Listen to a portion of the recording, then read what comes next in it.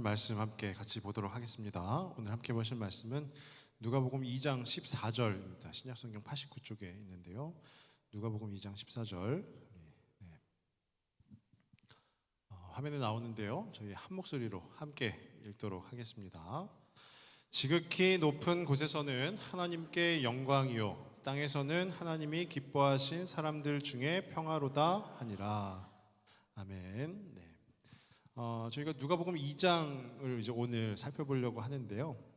누가복음 2장에는 예수님의 나심, 즉 성탄의 이야기가 있습니다. 지금 12월이죠. 12월에는 성탄절이 있고요. 또 12월이 되면 왠지 크리스마스 분위기도 물씬 나는 것 같고요. 오늘 저희 찬양단도 아주 크리스마스 분위기를 잘 내지 않았습니까? 그래서 이 시간에 저희 좌우 한번 바라보시면서 메리 크리스마스 이렇게 인사 한번 해보실게요. 네. 네, 메리 크리스마스. 네. 네, 메리 크리스마스. 네. 누가복음 2장 8절부터 20절까지의 내용을 제가 좀 설명을 드리려고 하는데요. 한밤중입니다. 한밤중에 목자들이 있어요. 목자들이 등장을 합니다. 이 목자들이 무엇을 하고 있었냐면 자기의 양떼를 지키고 있었어요. 한밤중에 양떼를 지킨다라는 것은 밤에 그 양들을 어떤 일이나 이렇게 와가지고 잡아먹을까 봐 그래서 이 목자들이 자기의 양떼를 지키는 거예요. 그러니까 뭐 군대로 치면은 불침번이라고 생각을 하시면 되겠죠. 그래서 목자들이 한밤중에 자기의 양떼를 지키고 있었는데 그때 갑자기 주의 사자가 나타납니다. 주의 사자가 빛을 발하면서 나타나니까 이 목자들이 무서워하는 거예요. 두려움에 떠는 거예요.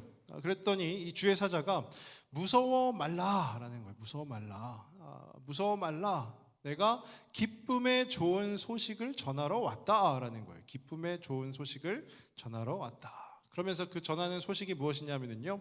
오늘 다윗의 동네에 너희를 위하여 구주가 나셨으니 곧 그리스도시라라는 거죠. 그리스도가 무엇입니까? 메시아. 그 목자들을 비롯하여서 그 유대인들이 그토록 기다리고 또 기다리던 그 메시아. 그 메시아가 드디어 오늘 이 다윗의 동네에 구주가 나셨다라는 거예요. 그러면서 주의 사자가 더 붙여서 하는 말이 가서 아기 예수를 보라라는 거예요. 보라. 그때 수많은 천군 천사가 등장을 합니다. 주의 사자만 나타났었는데 이제는 수많은 천군 천사가 등장을 해서 이들이 찬송을 합니다. 찬송을 하는 그 내용이 바로 오늘 저희가 함께 읽은 누가복음 2장 14절 말씀이에요. 그 찬송을 하고 그 이후에 이 목자들이요. 자, 우리가 이제 베들레헴으로 가자. 그리고 그 아기 예수를 보자라고 하면서 가서 직접 만나고요. 그래서 이 무서워하던 두려움에 벌벌 떨던 이들이 그 기쁨의 자리로 나아가는 모습이 바로 누가복음 2장 8절에서 20절까지의 내용입니다. 예수님의 나심이죠. 즉 성탄인데요. 오늘 저희 그 2장 14절 그 본문에 빗대어서 한번 생각을 해보면 그 성탄이 하늘에서는 땅에서는 이렇게 두 가지로 나뉘어지는데요. 먼저 첫 번째 하늘에서는요. 하늘에서는 하나님께 영광이요 라고 해요. 하늘에서는 하나님께 영광이요. 이것이 무엇일까요? 쉽게 얘기하면 하나님께서 기뻐하시는 것이다 라는 거죠.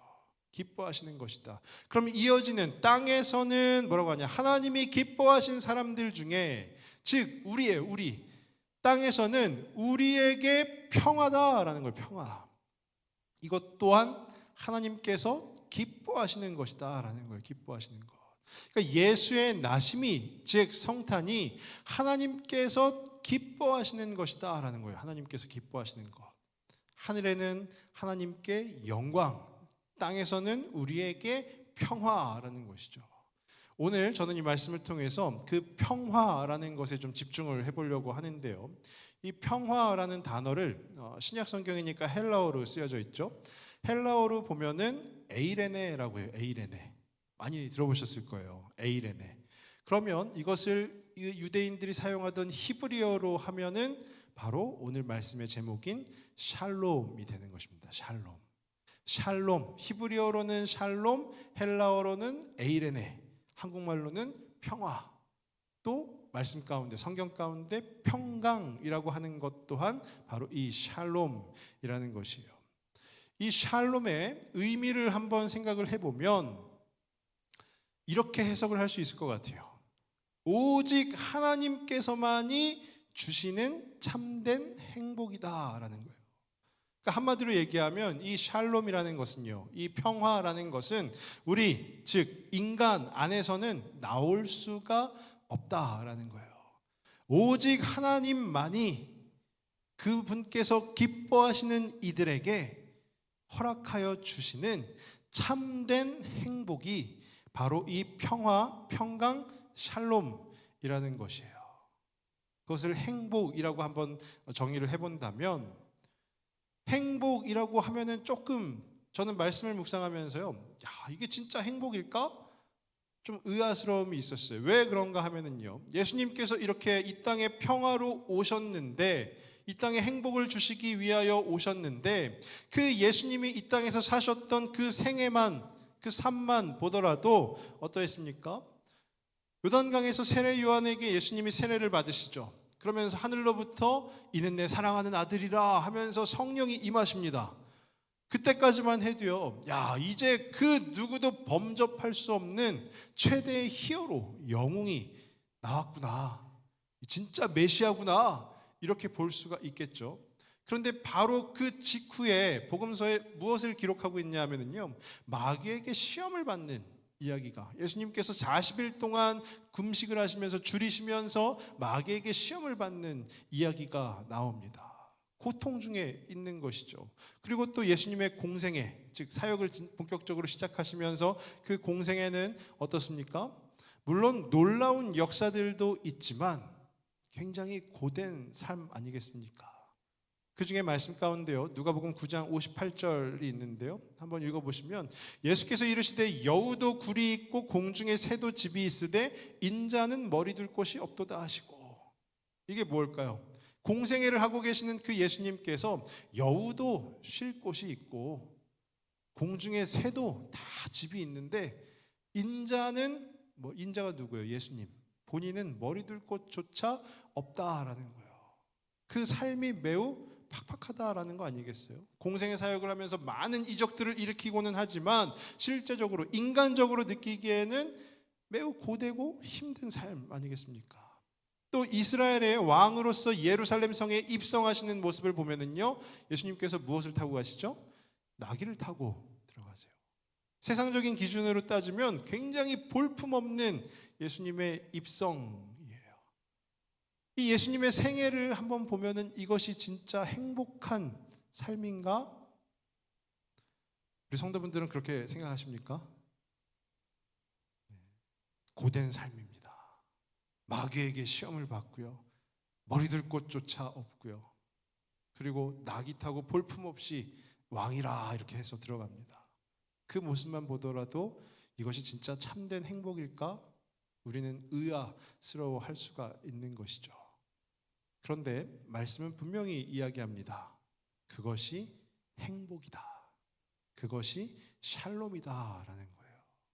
세상이 줄 수 없는 평안, 그 평안이 바로 예수님이 이 땅에 사시면서 누리신 그 참된 행복이다라는 거예요.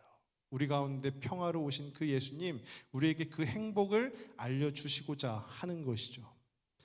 요즘 젊은 친구들 사이에 유행하는 게임이 하나 있습니다.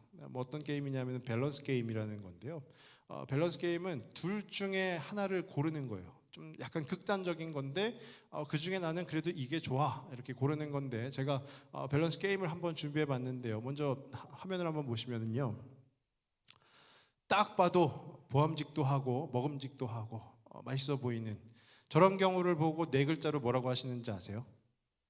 와, 예, 역시 대단하십니다. 예, 진수성찬, 예, 진수성찬. 자, 밸런스 게임이라고 그래서 두 가지 중에 하나를 고르는 겁니다. 자, 저 진수성찬을 드시겠습니까? 아니면 다음 사진을 보시면 달랑 밥 한 공기. 예, 여기에 어쩌면 요즘 다 김장철에 김장하셨을 테니까 잘 익은 김장김치 하나 정도 제가 선심을 써서 드리겠습니다.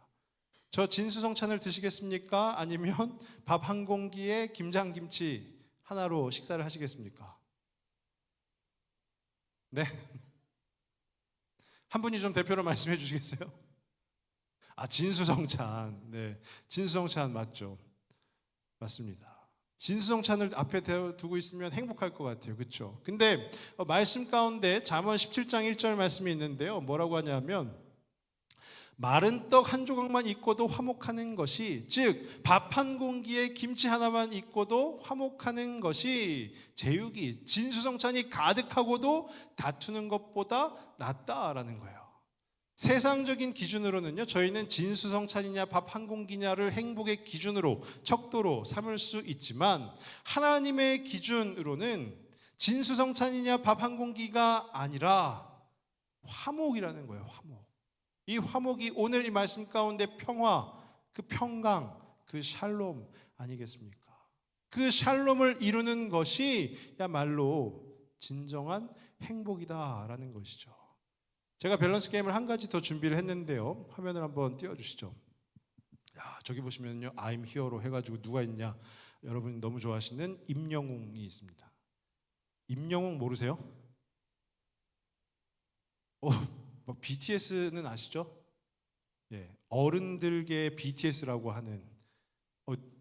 제가 너무 당황스러운데요. 예, 너무 거룩한 삶을 사셔서 임영웅을 모르시는 건가요? 저희 왼쪽이 임영웅이고요. 오른쪽은 혹시 누군지 아세요?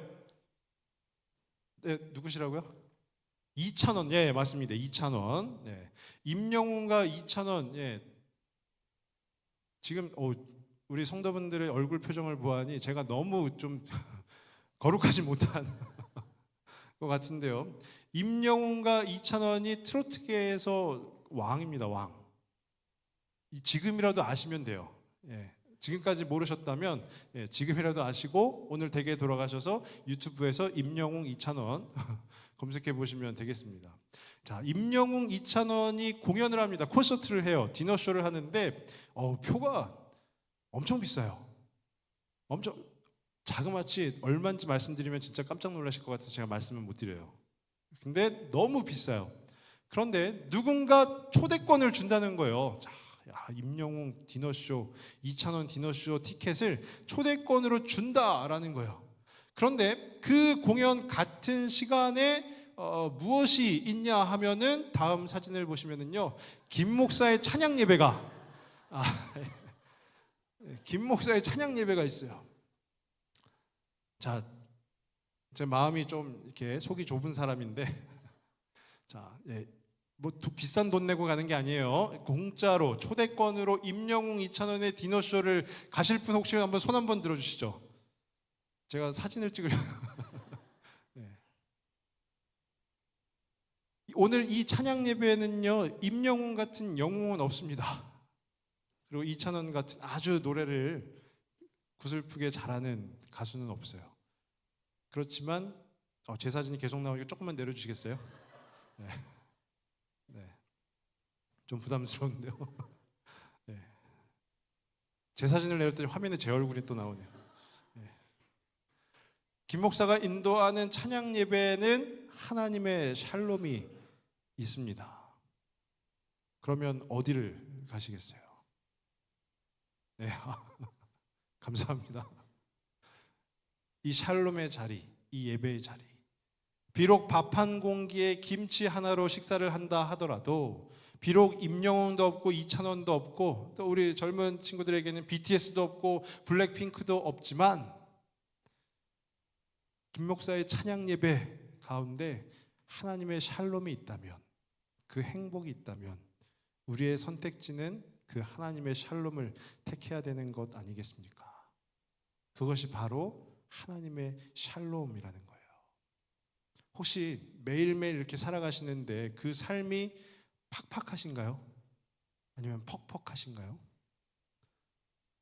어떤 신학교 교수님이 해주신 말씀인데요, 이분이 젊은 시절에 과연 인간의 삶이란 무엇일까? 왜냐하면 힘드니까요. 매일매일이 전쟁과도 같고 힘드니까 과연 인간의 삶이란 무엇일까? 그 고뇌를 막 하시면서 기도원에 가서 기도라도 좀 해봐야 되겠다 하는 마음에 시외 버스에 딱 타셨대요. 근데 예전에는 다 아시잖아요. 그 버스에 그 물건을 파는 사람들도 있었잖아요. 아, 삶이란 무엇일까? 막 고뇌하면서 시외버스에 타서 기도원을 가고 있는데 어떤 한 상인이 버스에 오르면서 삶은 계란이요 그랬다는 거예요. 이게 굉장히 하이 퀄리티의 유머거든요. 삶은 계란이 왜? 라고 하실 수 있는데 삶은 우리의 삶은 계란이요. 근데 그 순간에 이 교수님이 무릎을 탁 치시면서 맞다. 삶은 계란이다. 왜요? 계란 완숙 다 드셔보셨잖아요. 팍팍합니다. 퍽퍽해요. 우리의 삶이 퍽퍽한 거예요. 그러니까 그 안에서 우리는 어떠냐 하면은요, 삶이 참 퍽퍽하다 해가지고 나는 행복하지 않다라고 생각을 하게 된다라는 것이죠. 그리고 대인관계, 인간관계가 어그러져서 또한 행복하지 않다라고 생각을 한다라는 거예요. 그리고 우리의 주머니가 텅 비어서 돈이 없어서 그래서 나는 행복하지 않다라고 생각을 한다라는 것이죠. 그리고 우리의 남편 때문에, 아내 때문에, 아들 때문에, 딸 때문에, 또한 부모 때문에 내 삶은 망쳤어. 내가 저 인간만 안 만났어도 나는 행복할 텐데 저 인간을 만나서 행복하지 못해 하면서 난 행복하지 않다라고 생각을 한다라는 것이죠. 저도 그렇고 이 자리에 계시는 모든 분들도 그러시지 않습니까? 우리의 삶이 퍽퍽해서 행복하지 않다. 그래서 우리 예수님께서 우리를 위해서 이 땅에 오신 것입니다. 땅에서는 하나님이 기뻐하시는 사람들 가운데 평화. 하나님이 기뻐하시는 사람들이 누구일까요? 바로 이 자리에 계신 모두. 그 모두를 위해서 예수님이 이 땅에 오셔서 우리 가운데 평화, 그 참된 행복을 알려주고 계시는 거예요. 그 샬롬을, 그 평화를 가득 누리시길 간절히 바랍니다. 하나님의 그 샬롬, 그 참된 행복을 누리는 저와 우리 모든 성도분들 되시길 주님의 이름으로 축원합니다. 우리 마지막으로 말씀 한 절 같이 읽을 건데요. 골로새서 3장 15절 말씀입니다. 우리 한 목소리로 한번 같이 읽겠습니다. 그리스도의 평강이 너희 마음을 주장하게 하라. 너희는 평강을 위하여 한 몸으로 부르심을 받았나니 너희는 또한 감사하는 자가 되라. 그 평강이 우리의 마음을 주장할 수 있도록 그렇게 하루하루 살아내십시오. 그리고 예수님의 나심에 또 예수님을 우리가 믿음에 그 행복, 참된 행복을 알게 하심에 감사하는 저와 우리 모든 성도분들 되시길 주님의 이름으로 축복합니다. 잠깐 기도하도록 하겠습니다. 하나님 아버지 감사합니다. 예수님께서 이 땅에 오신 것이 그 행복을 알지 못했던 우리에게 참된 행복이 있음을, 그 샬롬이 있음을 알게 하심을 우리가 오늘 말씀을 통해 나누었습니다. 우리의 삶이 퍽퍽하고 또 힘들고 고되다 할지라도 그 가운데 우리를 참된 행복의 길로 인도하시는 그 주님 곁에 나아가는 우리 모두가 될 수 있도록 함께하여 주시옵소서. 모든 말씀 예수님의 이름으로 기도드립니다. 아멘.